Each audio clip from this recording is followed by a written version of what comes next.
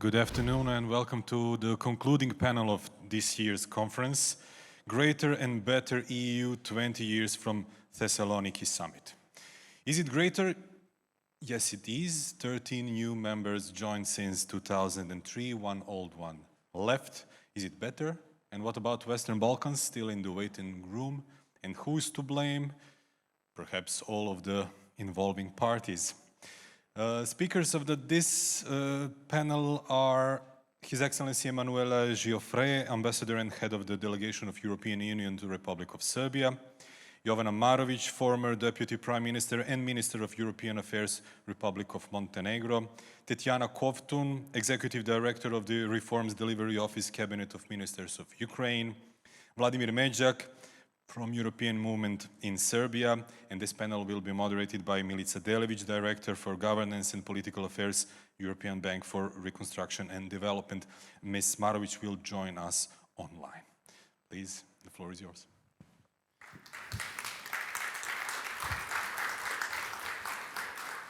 Shall I say sit?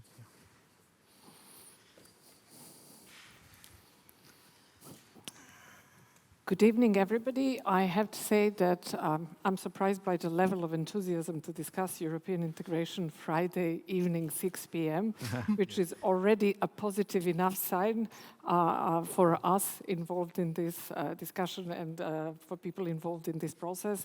I'm also glad to see Jovana on screen. Jovana, do you hear us okay and everything works technically? Yes, everything is perfect. It's also nice to see you all. I'm really glad that we are concluding with this panel. This panel, I think, will revisit an issue which in Serbia has been pertinent ever since the wars of the 90s finished, and this is the issue of European future of the region, which we received a concrete promise of in Thessaloniki in 2003, as we saw in the video. Then the process lasted for a very long time.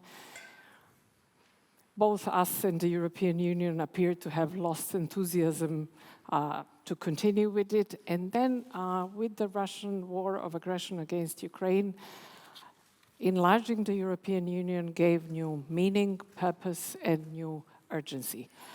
This has implications primarily for Ukraine and another candidate country, Moldova, but also for the Western Balkans. We will try and discuss today what these processes mean for new candidates for us in the Western Balkans, what this means for the European Union, for its need to internally reform to be ready to take 9 new members in. Are these processes similar? Should they be taken as one process, or should they be decoupled in some way? And what are the obstacles that different countries face along the way? And I'm really glad to have such a great panel. Thank you all for being here. It will be a pleasure to discuss this. And I would like to start with Tetyana, who I'm really very happy to welcome in Belgrade. I mean, we very often touch on these issues when we work together. But this will be an opportunity to properly discuss, as if we didn't, while we were walking around Belgrade earlier today. So I would like to start with you to ask you to tell us a little bit more about Ukraine's European journey and what this European anchor means for your country under the current difficult circumstances. Thank you, Milica, and thank you, everyone, and distinguished members of the panel. So first of all, thanks a lot for this very interesting conference. And I think for Ukraine, the anchor of the European enlargement is quite existential at this point. So we could say that the full-scale invasion of Russia against Ukraine has really awoken the dormant enlargement process, and in Ukraine, we see basically the existential stride for Ukraine to remain a sovereign, independent country only with the EU. And to say that this is a very new story, it's not. So for the last 10 years since Ukraine signed association agreement with the EU. Ukraine has put in the constitution the European aspiration and the Euro-Atlantic choice. And also Ukraine has effectively implemented almost 80% of obligations under the association agreement. And since over these last 10 years, the support for the European Union and for the European integration has been steady around 70%, and now it's 91% across Ukraine in all of the regions. So it's absolutely unprecedented. So we do enjoy, since 2017, the visa-free regime with the EU. The EU has become the main trading partner for Ukraine, and this has changed dramatically since 2014, since the occupation of Donbass and Crimea. So Ukraine was awakened by the crisis, by the aggression, to really make this geopolitical choice. So at this point, we would say that Ukraine is extremely interested to see the future within EU, and also to see the EU as the geopolitical answer to this war of aggression. And I think we need to see this both ways. And today we are expecting the first for Ukraine enlargement report, which should, as we read now, should come out in early November. But already since half a year, we know that Ukraine is very closely approximated in energy and in customs areas. So basically, we could say that the negotiations for us have already begun, and a lot of things have been done. Just one question, Tetyana. You said that Ukraine sees this as a way to actually fight back the aggression, and it sees it also as geopolitical necessity. But knowing your country, I think the citizens also see it as a tool for achieving change and building the kind of country that they would really like to live in. Yes, absolutely. The issue of values, and today we see that Ukraine is really, since 2014, is fighting for the European values, and these are not the words. These are really the actions, and we see overall across Ukraine in all of the regions very strong support. Ukraine has remained a democracy with very stable institutions which managed to continue throughout the war, and this is very much thanks to the process of the implementation of association agreement. And we do see this. We see the DCFTA, the Deep and Comprehensive Free Trade Agreement. We see all of the governance, rule of law, anti-corruption reforms which are unfolding, and a number of reforms have been quite unprecedented since 2014, and this is really, for Ukraine, the anchor is the European enlargement process. Ambassador Giaufret, the European Union responded to the war with remarkable unity and managed to invoke a number of instruments, including the Ukraine facility, which was modeled after the Next Generation EU, to help the country fight back. Still, it poses a lot of challenges in front of the EU as to how actually to get ready to this new round of enlargement. Ukraine is a bigger country than the Western Balkans put together, and it has from institutional to budgetary implications. So how do you see this process now unfolding on the EU side? And do you sometimes fear that devoting attention to internally reforming might again slow the momentum which is so necessary to sustain the country and also to drive the enlargement forward? Well, thank you, Milica, and thanks to the Belgrade Security Conference for the invitation. I'm very pleased to be in this panel. Very pleased to be in this panel also because we are in a very special moment of the history of our continent. And perhaps, as we were discussing before, never in these 20 years since Thessaloniki, the sense of urgency and political imperative of enlargement existed in the European capitals as now. It is the consequence of a tragedy, and we should not forget this. The Ukrainians are daily suffering because of the Russian aggression. But this is where we are at the moment, and our work and the work of the decision makers is to be able to understand and interpret the state of affairs in Europe and understand where there are opportunities. And here we have certainly a huge opportunities also for the Western Balkans.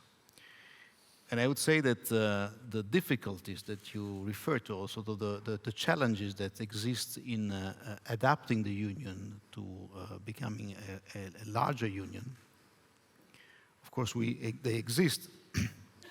And the President of the European Commission, von der Leyen, in the State of the Union address in September, she did refer to this. We have to think how a union with many more member states would look like, how the Commission would look like, how the Parliament would look like, how our budget would look like, how we would spend the money, how we would collect the money. All these questions are there. We tend to refer to those issues with an horrible sentence, which is called absorption capacity, which is really an extremely bureaucratic and there is always a uninspiring, bureaucratic term to describe something uninspiring. in the EU. But the issue existed always, and I remember when I was a student of European affairs at the College of Europe in the mid-90s, there was the issue of the deepening and widening, and this is really an issue that has always existed.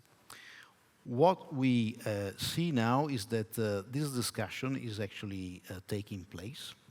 There is the questions is put on the table.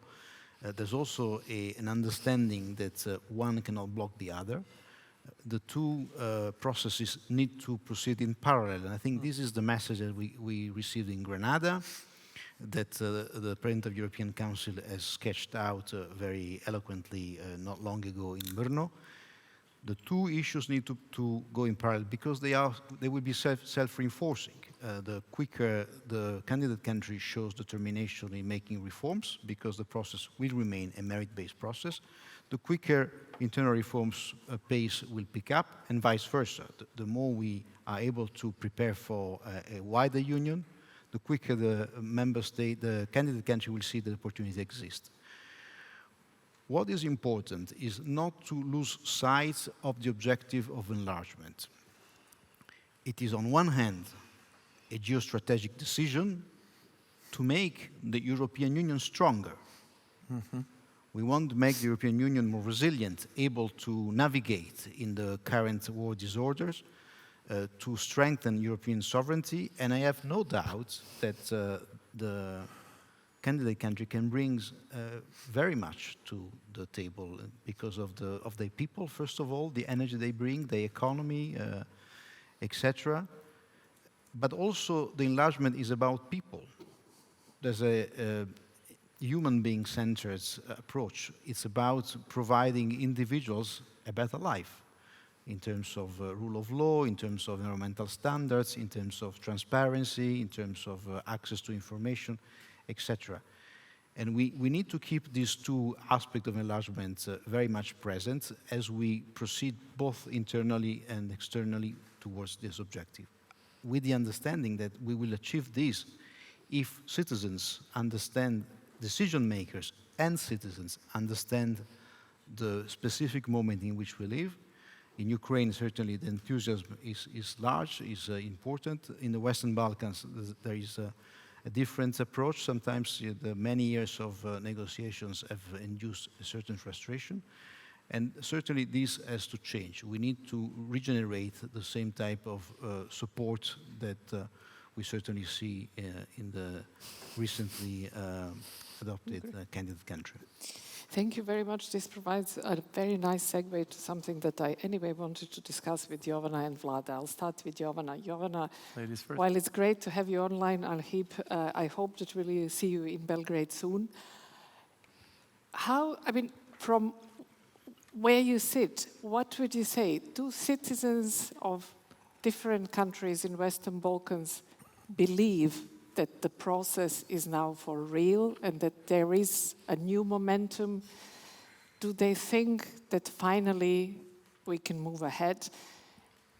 And do you see that these two processes, Ukraine, Moldova, and the Western Balkans, will somehow run together or will be separate?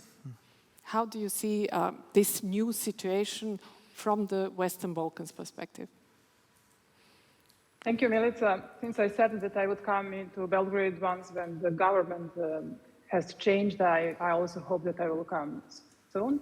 And what this new momentum means for the Western Balkans, I'm afraid that the momentum for the Western Balkans and in the Western Balkans means business as usual. Why I'm saying that? Because I don't see major changes in the EU's approach towards the Western Balkans because of the war in Europe. And I don't see that the Western Balkans political elites and political parties are trying to use this new window of opportunity to do something in our home states. Why I'm saying that I don't see the major changes in the EU's approach, because we are still discussing the new models, the new frameworks for cooperation and integration. We are still discussing new proposals for state accession, some kind of partial integration in the single European market, and we are not focused on the main issues and main problems in the Western Balkans. The second thing in the Western Balkans is that we are not progressing in strengthening democracy in our states, so it's also the fault of our political parties. The second thing is that this, let's say, mantra or the discussion whether the EU should be stronger in order to be bigger, it's something which is really connected. It's not that we have to wait another 20 years for the European Union in order to reform and in order to be ready to integrate the new member states. I think that these two processes are really connected and should go hand in hand. And we really need to see the EU, that the EU is stronger, that the EU is global player, that the EU is ready to and still able to export democracy. We would like to see the EU's transformative power well and alive. And we think that the Western Balkans are really the first in the line, to be case study for the European Union, to test new democratic tools and to improve democracy. Then another dilemma and another discussion which is ongoing for 10 years at least, that whether we should have date for accession. It's not possible to have deadline, but it's possible to have 2030 as a year for each country, to have roadmaps, and from the European Union to have assessment what is possible to achieve in all of the countries until that date. For Montenegro, I'm sure that Montenegro can be ready by 2030 to integrate and to be part of the European Union. Then the new new candidate countries is there competition or not? I think it's for the process for the countries. It's really important to have more countries which are ready to join or want to join the European Union. But this is still. And there is discussion whether this is a competition or whether to integrate Ukraine or the Western Balkans or just one of the countries of the Western Balkans. Let's go, back and use political criteria, economic criteria. They're all there. So this is one enlargement process, and we have to help each other in this process. And then finally, new models and new proposals from the EU's level and many other levels, let's say even from the civil society in the Western Balkans and the European Union, they're offering new state accession models and new tools for cooperation. But I have to say that 16 years ago, when Montenegro restored independence, 17 years ago, when Montenegro restored independence, there was dilemma, stability or standards, status before the standards. Then EU invented this dilemma, stability before standards, and now we have economy before democracy. So a change in the Western Balkans cannot happen through economy and through trade and the other models which are at the table now. So the fundamentals are really fundamentals, and we have to start from it. Thank you, Jovana. Vlada, what do you think? I mean, do citizens in the Western Balkans really believe that now something can change in the European integration process. We in Serbia never had the level of support that either Ukraine or Montenegro had for European integration process. And do you think that this could change if the process, say, changes, reforms the enlargement process? Will people think that this is a way to get into the EU faster, or will they think that this is, as Jovana says, introducing something new, which is an alternative to membership and as something intermediate? Well, speaking about if the shift is evident, from my point of view, the shift is evident. What the EU is speaking about right now are the things that we, from the expert community and the civil society community and people actually dealing with the European Union, were requesting for the last 5 to 6 years. Like, this is getting the things serious. So this looks very serious. First time somebody was mentioning the date as a target date, because without that you cannot make any roadmap, you cannot time frame anything to do that you have to do. Plus, analyses are done on the impacts. This is the first time that we have this impact analysis of the budget, on the impact of the budget. The question was the link with how much linking and bringing new candidate countries was good or not. To be honest, without the war in Ukraine, there wouldn't be any enlargement impetus. There wouldn't be any new momentum. Of course, Ukraine brings big country. Ukraine is a big country. Out of how much? 260 billion euros of this impact on EU budget, 186 would be on Ukraine. So basically, the rest, Western Balkans plus Moldova and Georgia, are 70 billion. So for Serbia, when European Union assessed would we influence any EU policies, the answer was no, and even less for Montenegro. So for us, we could have entered the EU without impacting anything. So this is the new thing, but without war in Ukraine, there wouldn't be enlargement impetus. So it's a vicious circle. And in any case, I believe that this enlargement will have to be out-of-the-box enlargement with maybe unorthodox solutions, because regular solutions didn't work. We're negotiating for 10 years, and apparently it doesn't work. The way the enlargement was conducted with previous rounds won't work now, so we have to think something new. If the population sees it, I can't speak for the rest of the Western Balkans, but for Serbia I can surely say no. And the main reason for that is the information they're getting from the media that are under full control of the regime. When Charles Michel mentioned 2030, the first response of the president, the prime minister, minister for foreign affairs was, it's not going to happen. So this was the first response of Serbian highest level politics. So if they say it's not going to happen, the population will think it's not going to happen, particularly after 20 years of not happening it. So it's not very difficult to persuade the public that this is not going to happen, but translated into Serbian language, this means we are not going to do anything. Not that it's not possible, but we are not going to do anything, because why should we? Why didn't we do it in the previous 10 years? Why should we bother now? And the question is, why Serbia didn't do a lot in the last 10 years? So far, Serbia could really have been ready for membership. When we speak about readiness for membership, we need to know about political criteria, economical, and then the third one, approximation of legislation. And we haven't moved an inch since 2015. Why? Like, who's responsible? It's not the Masons, it's not the Illuminati, it's not the EU, it's about Serbia doing its part of the job, and Serbia didn't do that.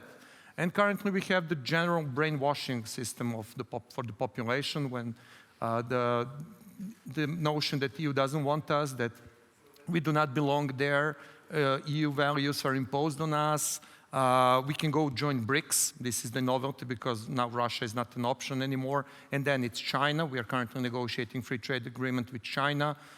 No free trade agreement can give any yield unless it's signed for 10-year period. Now it's 2030, 2023. That means we do not expect any membership by mid-next decade.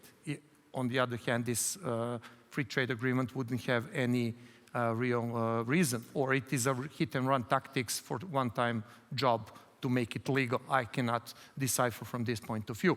So the problem here is internal. When Serbia had much more difficult situations than this. We had unilateral declaration of independence of Kosovo in 2008.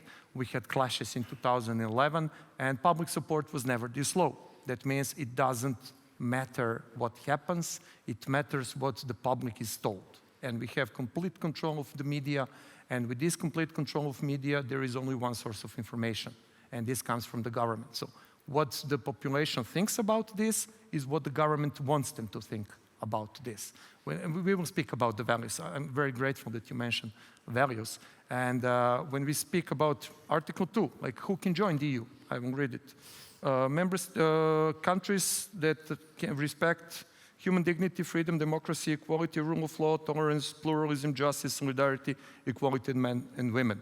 Like all the problems that we have in this society are in this Article 2. Like somebody took Article 2 and then tried to hit every point and to create a problem in that. So I don't see problems are external. We have issue of Kosovo. We have, of course, issue of Russia, which is my policy choice of this government, not a necessity. Kosovo is a necessity. Russia is not a necessity. But this is going to be the problem for us. And this is why you have such a narrative, because if EU values are imposed, we don't need separation of powers. Who cares about that? I will come to Ambassador Giaufret, because I think you get the feeling that people, through this, that people are questioning whether the process itself is addressing the challenges in the society. But first I want to ask Tetyana, you heard from both Jovana and Vlada the process, whether there would be separate processes dealing with, say, Ukraine and Moldova on one hand and the Western Balkans on the other. The feeling that if the process goes in parallel for everybody, that this is something which is expected very much in the Western Balkans. How is this seen in Ukraine? Many countries of the region have been offering help. Serbia's Minister of European Integration has recently also offered to share experiences in the European integration process. You also hear a lot of ideas about changing how the process is done. So from your experience, basically, do you see this running in parallel? Do you see it helpful to learn from people in the Western Balkans, or you find that circumstances are rather different? Thank you, Milica. So to say about the process, of course, Ukraine is at the very beginning of the process, and having received candidate status 4 months after the full-scale invasion, we do understand that the unanimity of the EU member states in granting that status was really an asymmetric answer to the invasion. And the same as Ukraine's application to the EU. We have received 7 conditionalities, so 7 conditions on the to basically support our candidate status. And now we understand that this is not only to support the status, but actually to open negotiations. And we do hope that the negotiations will be open with the decision of the Council in December. But on these 7 conditionalities, I would say that they are all on the issues of rule of law, governance, democracy. So they are the judiciary overhaul. We have been blocked in the judicial system with the High Qualification Commission and the High Council of Judges, the Media Directive, the Constitutional Court, anti-corruption, anti-money laundering, and anti-oligarchic law, and the legislation on national minorities. So these issues, I would say, they are not new for Ukraine, and they are so they were not a surprise. So far we have not seen this process as unfair, because these issues have been known for a long time, and also they are basically the political criteria not only for the EU but also for joining the NATO. And so Ukraine over the last 15 months has done utmost to fulfill this criteria. At this point, on how the process will be organized, we, of course, Ukraine is trying to start the process by itself, by doing the self-screening of legislation, basically on our own initiative, and we do realize how huge the change of the legislation should be. But also we are doing our own impact assessment of what the enlargement means for Ukraine. But also, if you, Vladimir, were mentioning the impact and all of the billions that Ukraine would require, this is based on today's data. So Ukraine's GDP contracted by 25% since the war. And we, of course, we hope that because of the European integration, because of the reforms which Ukraine has to embark upon, we will be at a much better position by the time. Of course, we don't want to join EU this poor. Ukraine is really interested to see economic development back on track. And we backslided because of the war on all of the indexes of human capital development and economic development. So if we talk about the process, this is really very much in the interest of Ukraine. And well, in my view, I would not say this as a view of the whole of the government. The process together with all other candidate countries, I think this would make all of us much stronger, and to see the EU reciprocate and to do whatever it takes to really to be able to enlarge, and for Ukraine to be also in a group of countries to join the EU together. I think this would really be a very strong answer to defend the values of liberal democracy. So this is a positive sum game, I would say, for everyone. When Ukraine was given candidate status with some delay, Bosnia and Herzegovina, which was waiting for a candidate status for a very long time, also made this step. So I think within the region you also have understanding that things can move.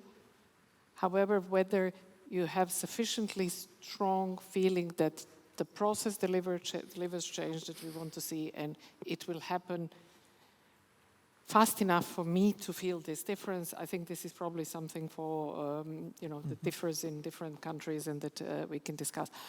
Jovana and Vlada again, I mean, what should the region do to make this perspective really happen and to deliver for its citizens and to use this momentum? I mean, I'm old enough to remember when Commissioner Patton said, it must have been 2004, the train will not always be in this station, it will move. And the train did indeed move. So now it's again in this station, and what should the region do so as not to miss the train this time? Where do you see obstacles, and who do you see as allies for this process? So Jovana, maybe again. As I said at the very beginning, I don't see that the region is really taking necessary steps in order to speed up the European integration process.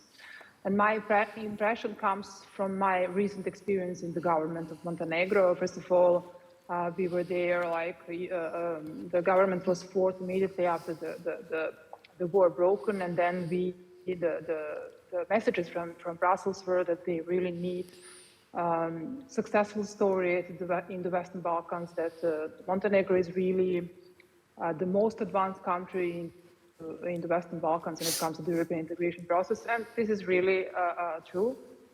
Montenegro missed, let's say, this first chance to speed up the process because of some internal problems, because of deep polarization, and this is the main obstacles in the process for Montenegro. Because Montenegro is negotiating more than 11 years, the membership in EU. Montenegro opened all negotiating chapters, close to just 3 of them, but there is some progress, at least at technical level, in all of the negotiating chapters. So what is the main reason why we are not progressing towards the European Union? it's that there is clear line between technical and political part of the process in Montenegro. So because of the polarization and because of the political crisis, it's not possible to achieve consensus among the political parties about the main priorities in the European integration process. We received interim benchmarks within the chapters 23 and 24, which are dealing with the rule of law 10 years ago. So we are still in the framework of these interim benchmarks. So in order to progress, we need to fulfill these benchmarks, and we are not able to do so because we have always tight majority in the parliament, and we need two-thirds majority for these changes. So in order for change to happen, we need more pressure from the EU's level. That's the first thing. The second thing is that we need benefits and rewards from the EU's level. It's still unclear how the European Union and European Commission are implementing the right methodology, and especially this part with incentives and sanctions. So just yesterday, the delegation of the European Union reminded that Montenegro has to be fully aligned with the common foreign and security policy, which we are, but we have to continue. This was the message before the establishment or appointment of the new government of Montenegro, and possible participation of some pro-Russian, pro-Serbian parties in this new government. So the message was that we still need to be fully aligned with the common foreign and security policy of the European Union, but what were benefits for our citizens, because so far we had really huge damages when it comes to tourism, economy, and the rest because of this alignment. So we really need from the European Union's level to see concrete steps, concrete benefits, and concrete, let's say, integration of the Western Balkans in some of the policies. That's the first thing. The second thing is that in that development of the roadmaps, we need clear priorities for the country on an annual basis in order to have clear assessment whether we fulfill them or not. In that case, it would be easier for the political parties in Montenegro to find consensus about these priorities. That's the first thing. And if not, then to have reaction from the voters if we didn't fulfill those criteria. So it's really important also to highlight that the European Union in Montenegro has the really huge support among citizens. It's around 80%. So the part of the European integration and the membership in the European Union is part of the all political parties' programs. And there is need to find this connection between the benefits, incentives, which are already there in the new revised methodology, and the European Union steps, and our political elites and our political parties' steps.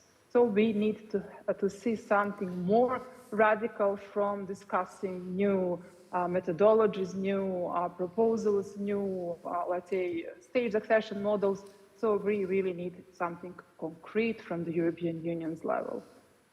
Thank you, Jovana. Maybe, I mean, depending on the questions, we might have time to return the issue of clarity of conditions. I think in Ukraine, you have one set of conditions that is coming through the European integration process, but given the involvement of a number of other parties through the multi-donor stakeholder platform, you also have other conditionalities and how the process will go forward, aligning all of these conditionalities. So it would be very interesting to hear your view on this one. But I'll turn to Vlada now. So what do you think? I mean, what should the region do to really capitalize on this momentum? Every country is different. Like, when we are happy, we are unhappy in the same way. When we are unhappy and miserable, we are miserable in our own way. So that we are jointly happy in the EU, what should we do? That's the only way. Like, I fully agree with Jovana, roadmaps and time framing and pushing benefits forward is something that can actually change things, but this is on the EU.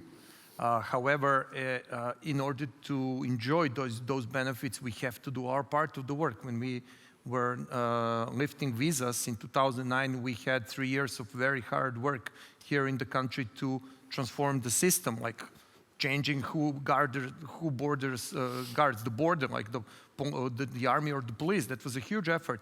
And for instance, now if we want to join the internal market, we have to be fully aligned in Chapter 1 free movement of goods. What prevented it so far? This is the same mechanism as in your DCFTA. Once you harmonize, you can enter in these four services. Like this is the way forward, but from the EU. From our part,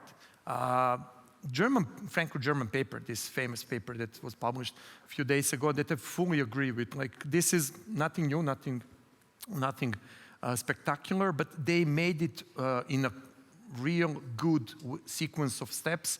They said everything that has to be said. It was nothing revolutionary, we all know that, but they just put it and framed it in a very good way. From a point of view of Serbia, 4 steps that four conditions for accession that they made. First is rule of law. Second one, EU values, particularly foreign policy. Third one, conflicts. For conflict resolutions, not making them. We're doing that by ourselves so far very nicely. And standards are 4. So we have 4. Rule of law. Let's start with the one. And I fully agree, rule of law is the essence. Every enlargement had its leitmotif, is the theme. Like with the UK in the 70s, it was the economy. With southern countries in the 80s, it was about democracy. With Eastern European countries, it was transformation from the Soviet-style economy to the Western. Only with Austria, Finland, and Sweden, it was about nothing. And for us, it's about the rule of law, corruption, and organized crime. So we have rule of law as issue number 1. We lost the status of democracy, we lost the status of a free country according to Freedom House. We lost freedom of speech, the corruption is rising, organized crime, it's just popping out. Affairs are just popping out. So this is the issue number 1. We are adding issues on the list that we did not have in 2014 when we started negotiations. So this happened during accession negotiations. Second issue, CFSP, Russia. Third, conflict resolution, Kosovo. Like, when you ask me about, in your paper, about allies. Basically, when we put all this here, the only ally we have is geopolitics at this time. Like, it's going to happen, it will happen even if we do our best efforts to prevent it. So this is the only ally that we do have. For us and for the region, it's about the rule of law. And I would really like to see the new Commission focusing on this one, unlike the previous 2, which were very happy to put that aside and to focus on stability and to focus on economy, which was good. But one without the other cannot go hand in hand. You cannot have the regional stability without the rule of law, without democracy, because sooner or later it will pop out. Like, this is the real problem. Kosovo and Russia, these things will have to be resolved. Like, since we have 1.5 years since invasion of Ukraine, Serbia still hasn't done anything. Like, how you expect to have allies when you're on the other side from everybody else that you want to join? Now, after Banjska, our negotiation position on Kosovo is on the lowest level since 1999. Where are you going to find the allies on those issues?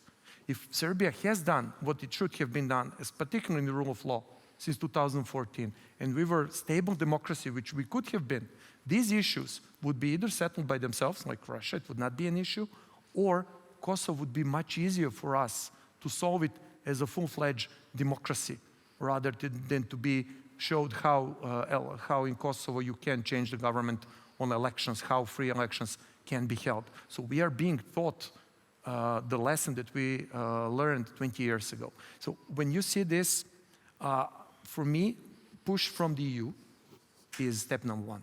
Push from the EU, because then these things, if they are not done, it's the fault of the government, not of the EU. We have to pinpoint who's the guilty party is. Thank you, Vlada. I think on the one point on the Franco-German paper, where I will fully agree with you in terms of the way that the paper set the issues out. There was one, I would say, strange for me stipulation. This is that if a country joining the EU, which has with territorial issues that are not resolved, that it can only join if the other side in this territorial dispute consents, which I assume in case of Moldova and Ukraine would cause some difficulties. Before opening the floor for questions, I'd like to return to Ambassador Giaufret.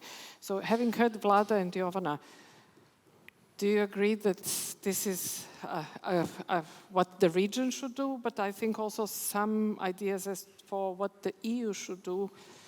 And given that some of this, as Vlada says, happened during the accession process, basically, what do you see is necessary for this process really to perform its transformative function, which I guess is keeping all of us in this room at this time of the day?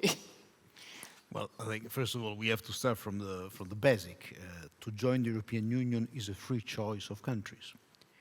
You want to really become a member of the European Union. It's a club with rules. And of course, I think that the societies and the countries in the Western Balkans have the capacity to overcome the internal difficulties, and there are many, to become member of the European Union. But it's the impetus, as first and foremost, come from the country that's a candidate, as Ukraine is demonstrating. The conditions to become member of the European Union are very clear. And number one is a question of the fundamentals, the rule of law. How do we meet the criteria of Article 2 that Vladimir was recalling, the Copenhagen criteria, and this remains interim benchmarks, as Jovana was recalling, Chapter 23, Chapter 24, etc. For Serbia, the other important issues is, of course, normalization with Kosovo. This is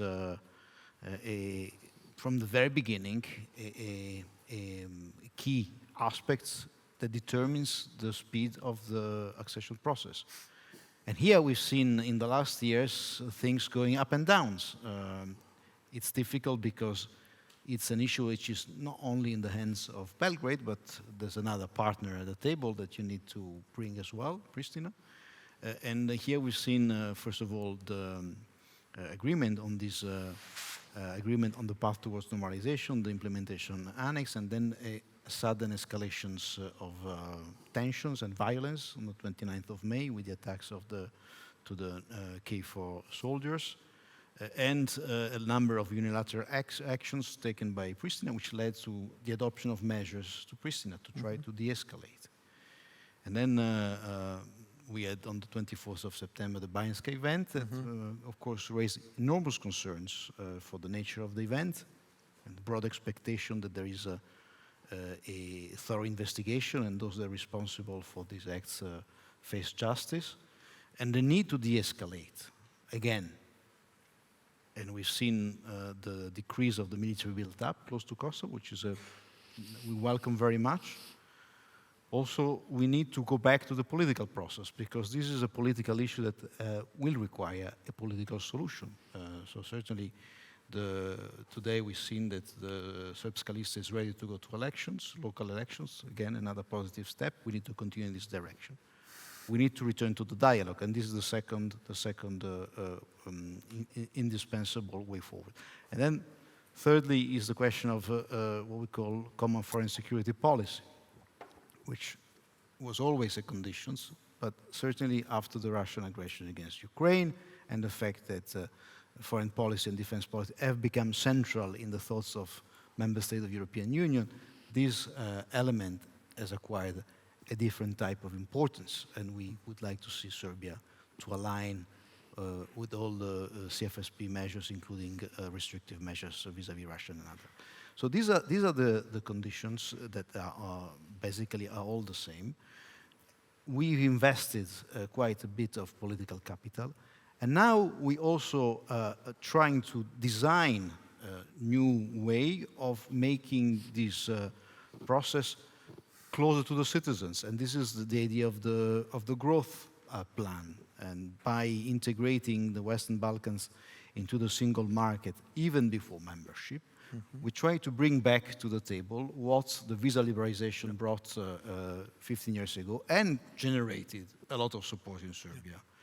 So if we manage to open up parts of the single market to the region, in the digital sector, the payment sector, so that remittance can be actually transferred easier and company can actually trade and you can actually get a track to cross the borders in an easier way and citizens can see the benefit and that we also have return of the investment by more jobs created here. And we bring people together. The roaming is a very telling issue. That when we managed to eliminate roaming within the European Union, citizens in the EU felt the benefit directly. It's like the Erasmus. Now we will start reducing roaming between the Western Balkans and the European Union. All these should bring to the citizens a concrete examples of what being a member of the European Union is, and hopefully will generate political support to make the necessary reforms in order to advance. Thank you very much for all the discussion and for helping me manage the time so efficiently so that we can actually allow for questions from the audience. And please raise your hand. I hope that I can. Yes.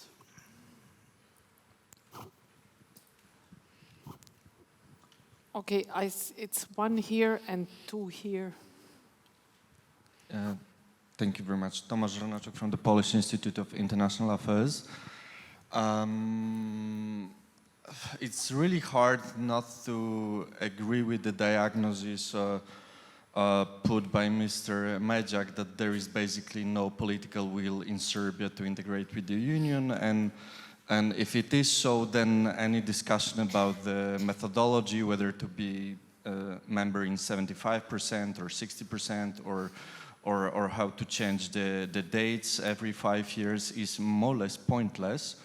And following this, I would like to ask you, Jovana, whether you think there is a political will in Montenegro, and if there is a political will, what goes wrong to the extent that the European Commission even notices some backsliding in the reforms in this country. And I would also like to repeat the moderator's question to Mrs. Kovtun. What do you think you could learn, if anything, from the Balkan states in terms of the EU integration process, unless you think that they negotiate so long that there is not much to study? Thank you very much. Thank you. I suggest we take more questions and then return it to the panel so as to allow people to ask. So please go ahead. Thanks a lot. My name is George Terek. Since recently I'm an advisor to the MPs in the National Assembly of Serbia. My question is addressed to whoever is willing to answer it. Yesterday or 2 days ago, correct me if I'm wrong, I spent too much time in this room so I don't remember. Oliver Varhelyi, European Commissioner for Enlargement and Neighborhood, met with the Minister Tanja Miščević for European integration, congratulating on the conducted efforts, especially chapter 23-24, rule of law. My question comes from the position of a citizen of Serbia. Is there anything that we do not know that is happening that citizens are not seeing? Thank you very much. Thank you. I think we have one in the back of the room. Yeah. I apologize if I haven't seen the right order of hands being raised. Vladimir on my personal behalf, linking somewhat to that question, fully agree that the human rights and the rule of law is the precondition for the enlargement and introduction of the region to the Europe. And one of the most tangible and first steps is the free and open elections. So my question is probably to Ambassador, the first time, what can and what will European Union, not just the Commission, do when it comes to the firstly upcoming elections in Serbia to make sure that the whole election process, not just the election day, the election process actually is conducted the way the Europeans would vote in their own countries. And I think that's the first step for anything that comes later. Thank you. Okay, so I would then suggest we go back to the panel, and it seems to me that there is a question for everybody. So maybe if I start from Jovana, and be mindful that we have 4.5 minutes, might make your life easier because some of the questions are quite tough. Okay, Montenegro managed to change the 30 years long government in August 2020. In 3 years, all the political parties participated in the government, and then we are waiting for the new one. The last one is in technical mandate for from 1 year. So basically nothing has changed in the country. So I don't see political will for the changes. And that's why I am pretty much skeptical about the chances of any West Balkan country to speed up the European integration process. So it's not that I am glorifying the situation in the country, but I just am highlighting why it's really so important from the European Union to give something and to change the approach towards the candidate countries. And the second question about the rule of law in Serbia, there is no rule of law in Serbia, so you're not missing any. Thank you, Jovana. Tetyana, what can be learned from the Western Balkans? Actually, I would probably echo what other panelists have said. Definitely, a sheer number of conditionalities is daunting, but they are not equal, and fundamentals are fundamentals for a reason.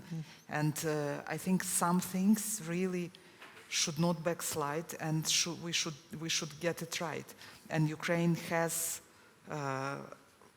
had a problem of backsliding on democracy, and Ukraine has had different periods in the history. But so it's absolutely vital. So if we talk about economic reforms, economic development, I think we should get the fundamentals right. So the rule of law, democracy, freedom of speech, and of course for Ukraine, the reform of decentralization, which has been extremely successful, but also for promoting rule of law, freedom of speech, and democracy, and something which helped Ukraine withstand in the first days and months of aggression. So I think without this, and this is something that citizens have to fight for, and this. And that's where political will could come from, only from the citizens. Thank you. Vlad, well, there was whoever wants to answer. Fair Do you question. want to answer? Is there something citizens don't see, and Commissioner Vahil is seeing? Actually, yes, it's progress. This is what citizens do not see, the progress in rule of law, because actually we see and feel regression every day. Like I can just, what is in the progress report and the opinion of the parliament. Sava Mala Krušik Jovanjica. We have inspectors who caught Jovanjica being under investigation, being arrested. Like, this is not what you do. You have a society of association of parents whose kids were killed in road accidents. Like, it's such a big, numerous event that we have association of people whose kids were killed. We breathe the air due to lack of rule of law. We eat fruit that is poisoned, food that you do not know what kind of quality it is. This is the rule of law. So rule of law is not a philosophical category, whatever people might think. It's actually the everyday life. You walk down the Belgrade streets, you see the floors of the lack of rule of law being built every day, left and right. So this is the response to your question. Is there something people in Serbia do not see? Yes, they don't see the rule of law. Ambassador Giaufret, okay, thank you. let me return to you. Obviously, the country report will detail the assessment of the European Commission on all aspects of enlargement, including the fundamentals. So you just have to wait a few more weeks, because I guess that's around the 8th of November, probably around that date, we will have the report out and we will present it, and I invite everyone to read it very carefully. It's a long document, but I think it's worth reading, particularly for those in this room. In the recent years, we've been working a lot on the justice reform and the implementation of the justice reform, which is a work in progress. And currently, there is certainly a push to work on the media reforms, which is a contentious issue in Serbia, as we know about reading all the papers. We have a very good media strategy that was adopted by the government in agreement with the association. Now the question is how you translate this media strategy into legislation, and this is what is happening at this moment. So we have to wait perhaps a few more weeks to see the results, but certainly it is a topic that takes a lot of my personal time, but the office, the delegation time, working on various aspects of protection of minority, media, justice, and all these issues. We will continue pushing for progress, but of course this is something that the European Union is there to assist, assess, promote, but at the end of the day, the reforms belong to Serbia and to Serbian citizens, and this is where they have to start, as they will belong in its success and failures to Ukraine. And the push for the citizen and the push for the institutions is the one that makes things changing. Thank you very much to the panelists, especially to those who traveled to be with us today. Thank you very much all for joining us this afternoon. And I think we can give the floor to Srdjan to officially close the conference. No, not yet, sorry.